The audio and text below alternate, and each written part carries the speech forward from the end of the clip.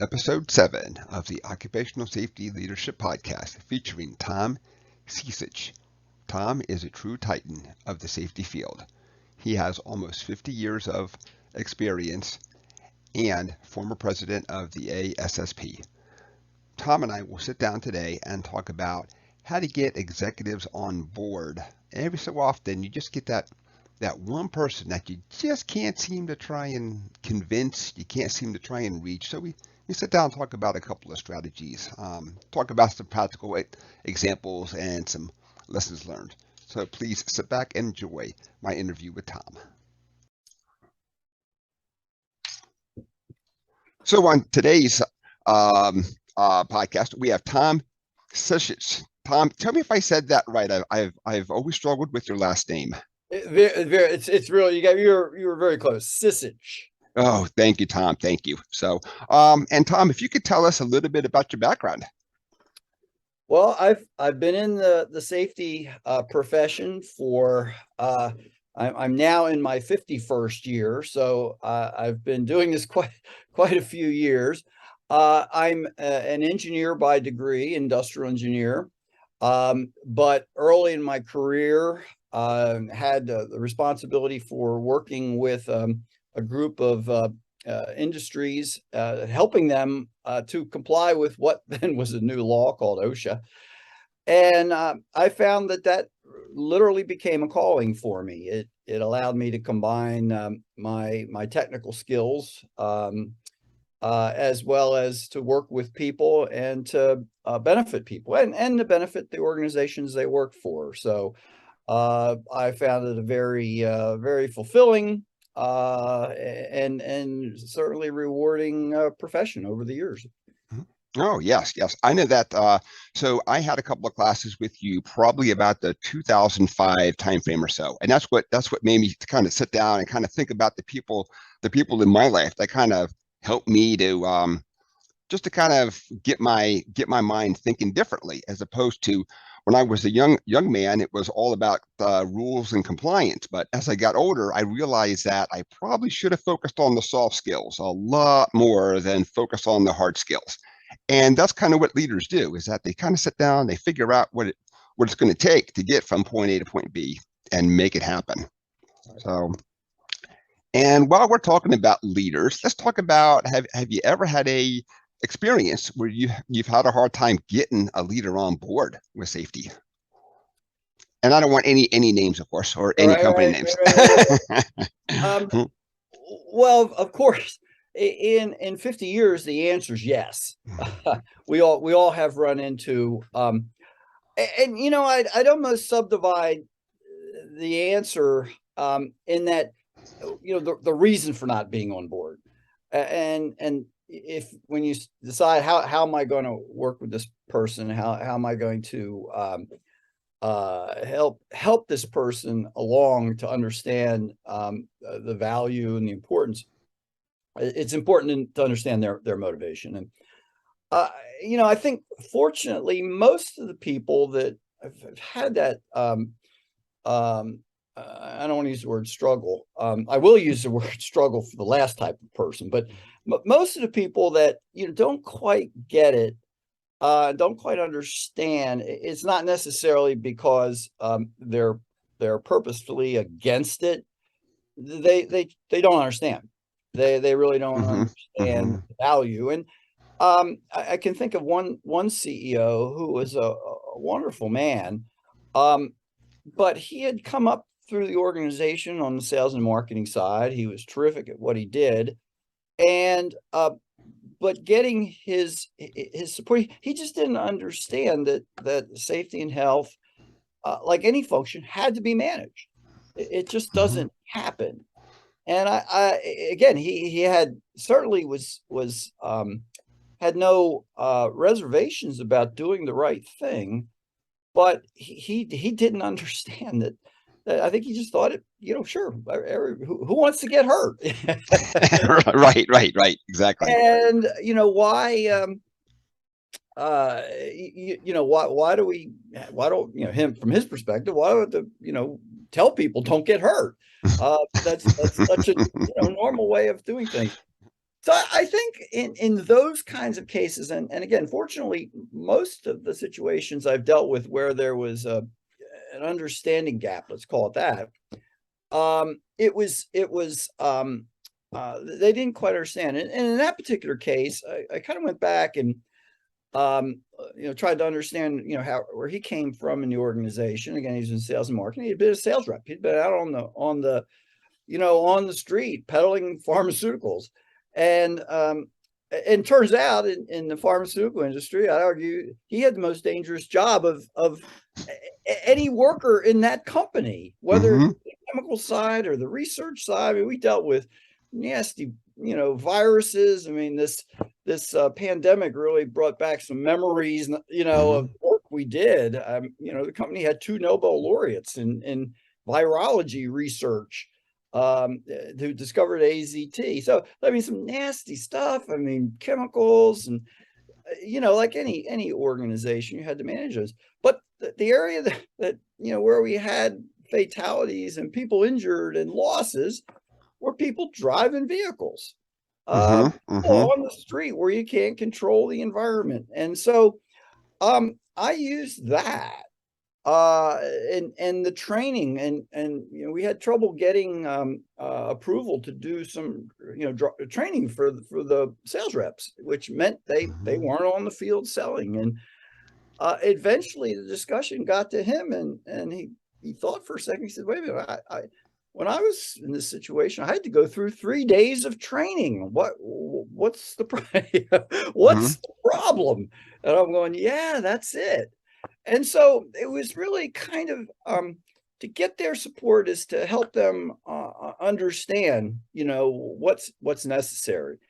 Um, and sometimes it's also what's the value of this? In that particular case, we had data to show how many traffic accidents that the reps that were having. Essentially, we're paying bumper cars with their fleet vehicles. At one point, 25% of the vehicles in the organization were involved in some kind of loss in a given year. Now, sometimes some of that they were getting keyed in an inner city parking garage at a hospital. But moreover than not, I mean, there were fender benders and things like that, which took the car off the street, which kept the sales rep off the street.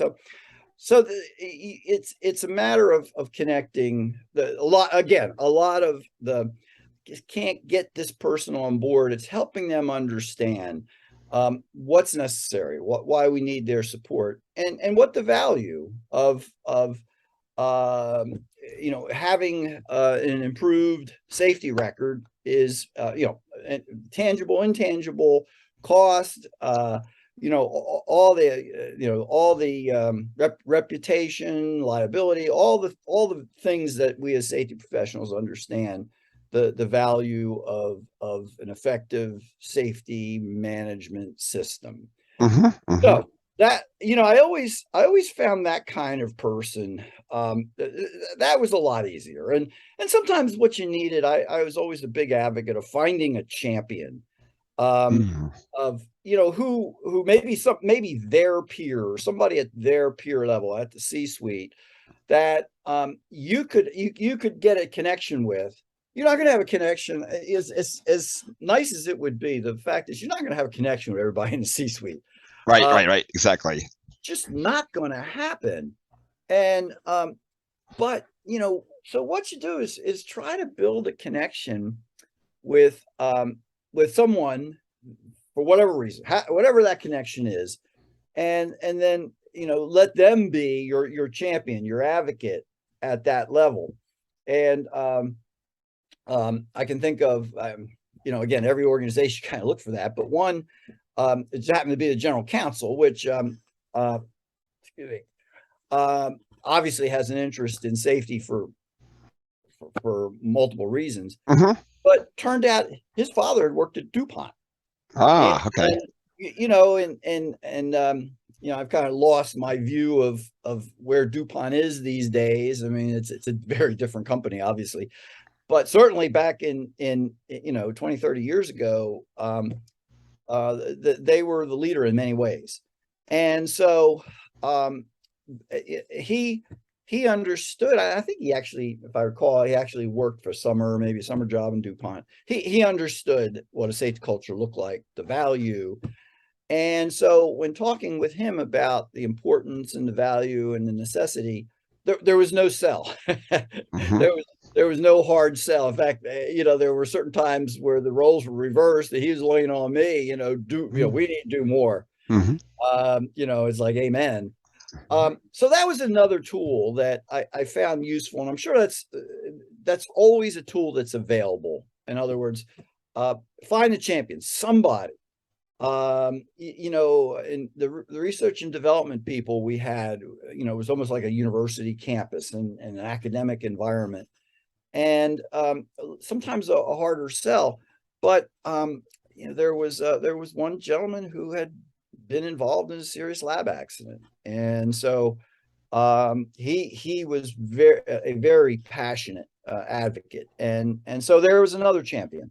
So that was a tool that I found very useful in making that connection.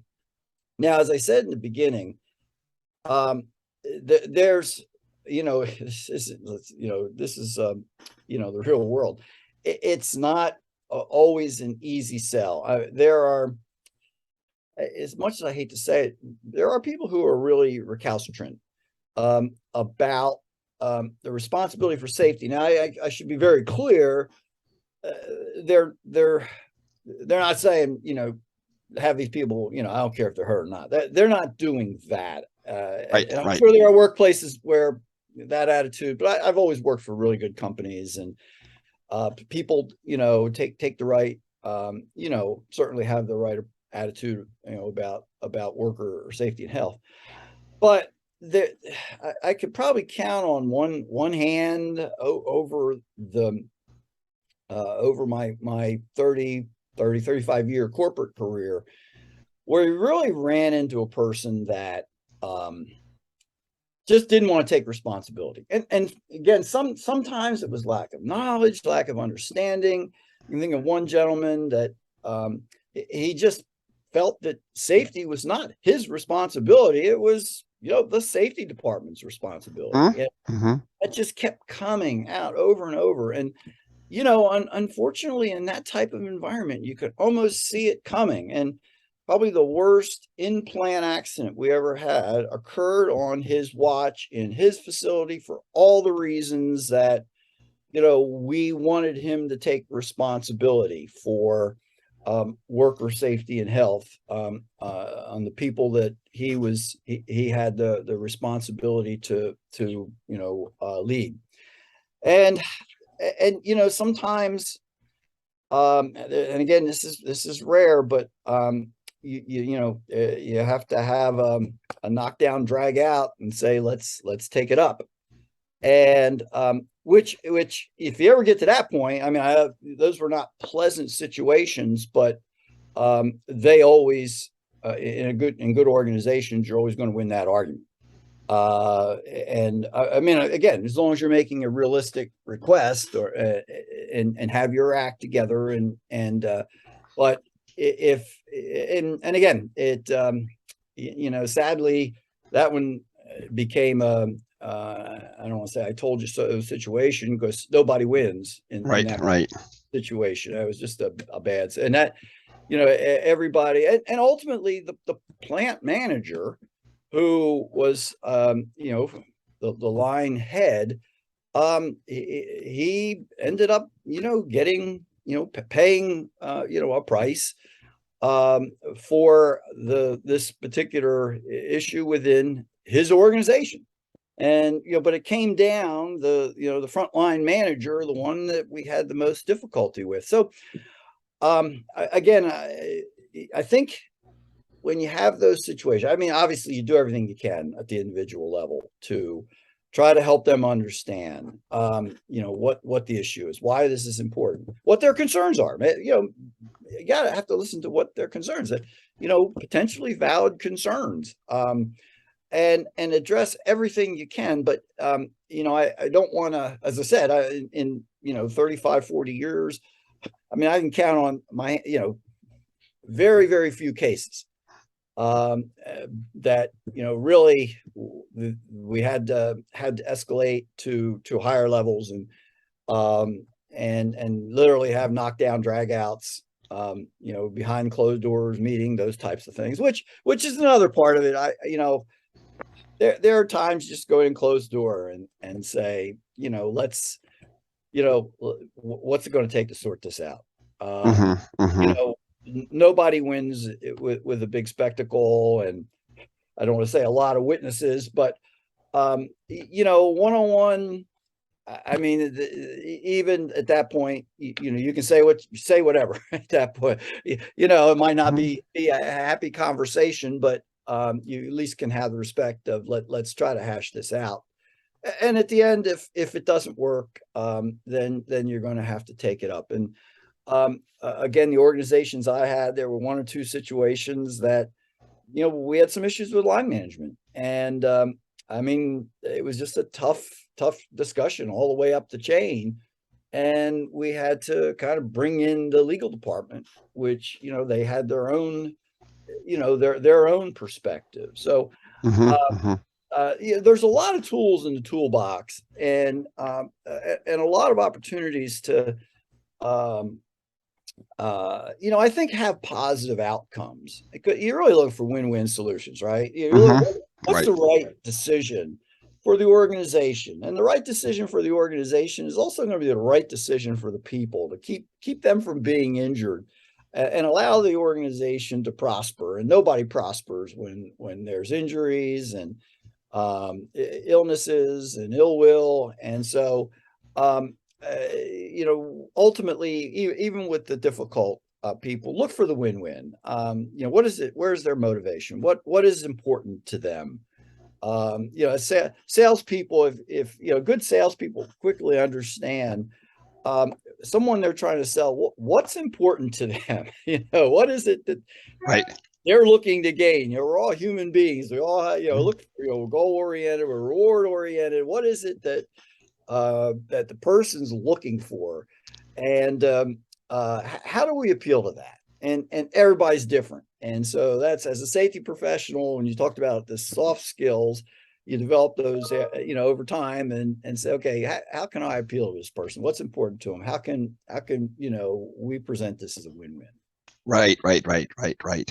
Um, I have found that over the years, if I could really understand a person, where you talk there about the motivation and everything else, um, you can break down those barriers if you know the person is into football or baseball, because you can just start off the talk in that kind of a fashion. You can catch him in the hallway when no one else can hear and listen and talk. So sometimes a little bit of posturing happens in meetings just because people feel their egos are a little threatened, but Absolutely. behind closed doors are really easy to talk to. So sometimes timing, I found, for me at least, plays a role in kind of how I bring things up to people too. Yeah, we had a case one time. We put in. I won't go into all the gory details. We had a job, upgrade a fire system, and it wasn't a cheap job, but the current system was just full holes. There were Hmm. reliability issues. We were working. I had a guy that we devoted probably 60% of his time just keeping the thing up and running. This is a Oh. big pharmaceutical, big manufacturing facility, and Right. lots of product going through. And we put a job in, and in the job, we had the engineering review meeting, capital meeting, and of course, there's an example of, that's a non-productive job. You're going to upgrade a fire system. You're Hmm. talking real money that's not being put to productive use. If manufacturing needed a new piece of equipment or maintenance or something, the fire system doesn't help, meet, customer service cost. Yeah, exactly. Place from burning down, maybe, but on a day-to-day basis, hard to see through that. Right. And so it's easy, some of those jobs, and everybody knows this with safety jobs. Sometimes it's really easy to push them to the next budget year. It's one of the reasons why I think it's important. I'm digressing just slightly, that we quantify, qualify a lot of our requests in terms of risk. But perhaps different podcast. Right, Uh, right, right. but anyway, so it was the head of North American Supply, head of engineering, and they made a request. Can we push this to the year? And it's big.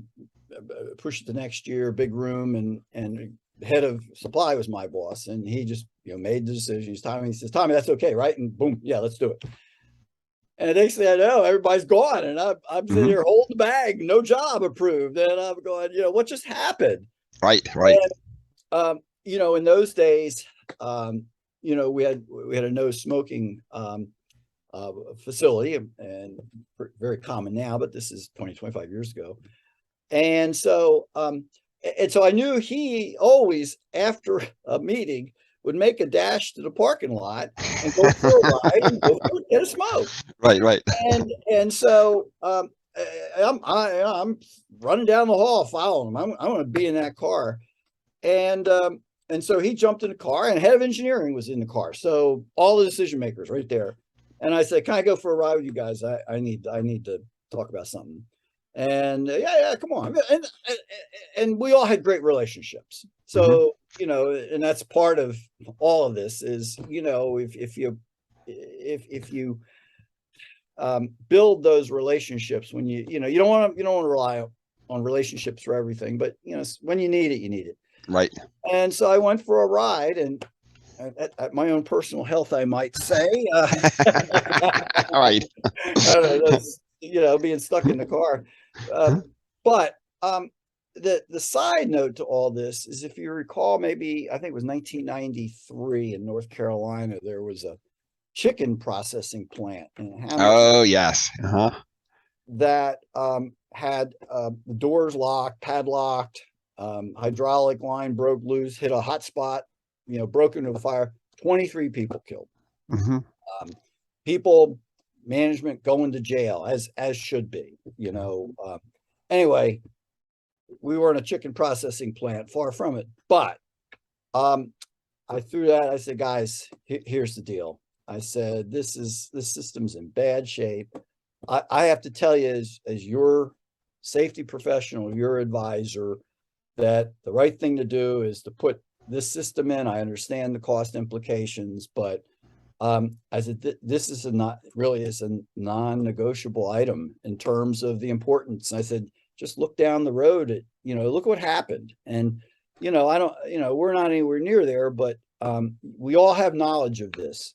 And, we're all on the hook for this, despite being the right thing to do.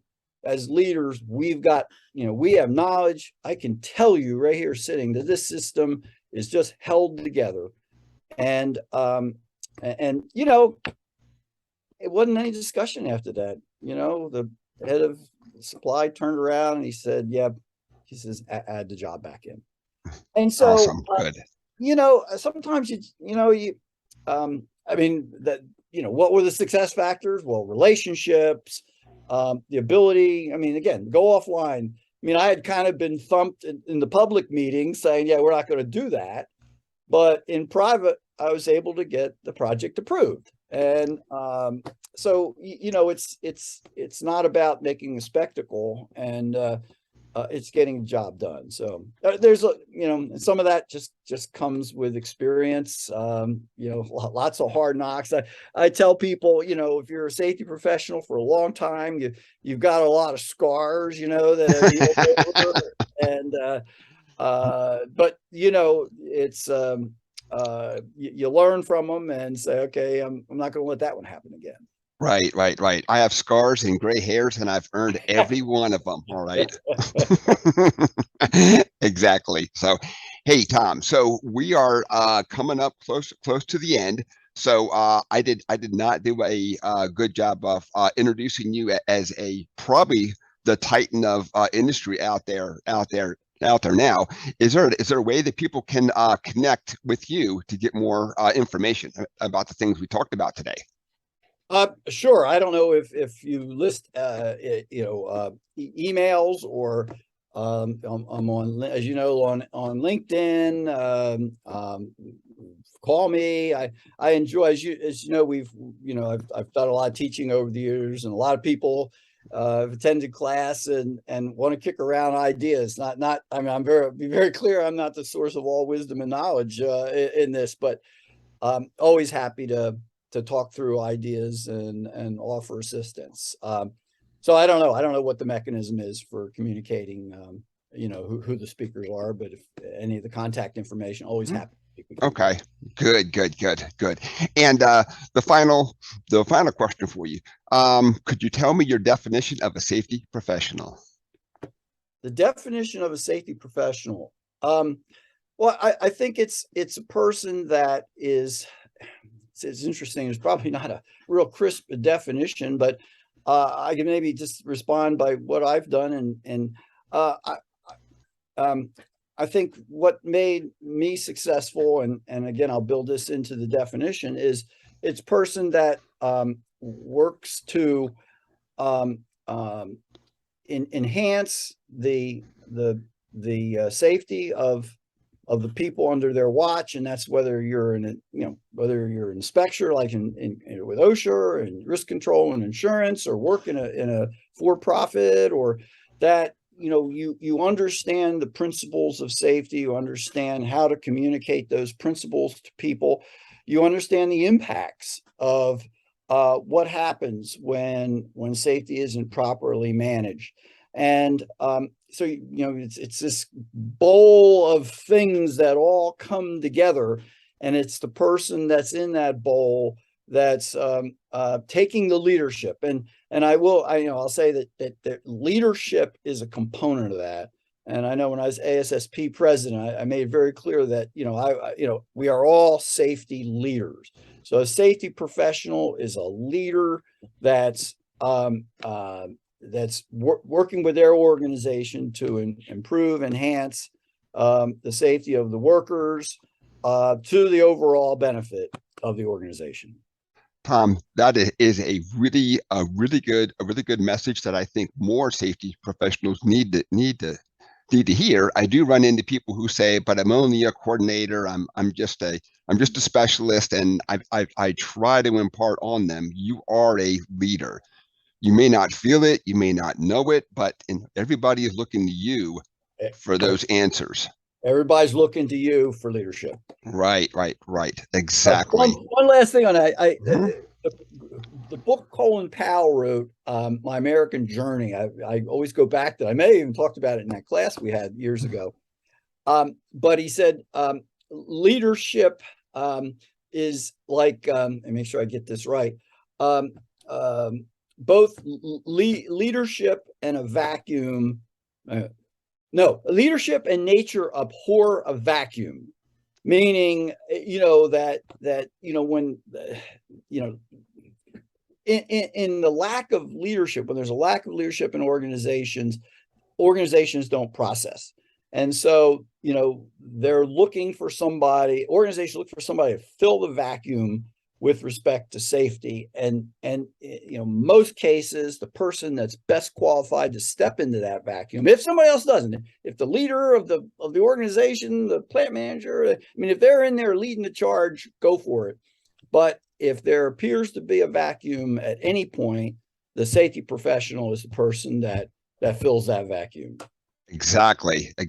So, and with that, Tom, I only covered maybe about a quarter of what I wanted to cover. So I would love to have you back on for, a session 2, 3, 4, 5, 6, 7, 8, whatever it takes to really get through. So if it's okay with you, we'll look at setting up some future stuff and keep on going, trying to help out that next generation, that next safety professional to learn from our I can't call it wisdom, but to learn from our mistakes at times, our wisdom at times, and some things we've just kind of stumbled into at times. And so just another way for them to get that perspective to get better in life and help out their companies. Right.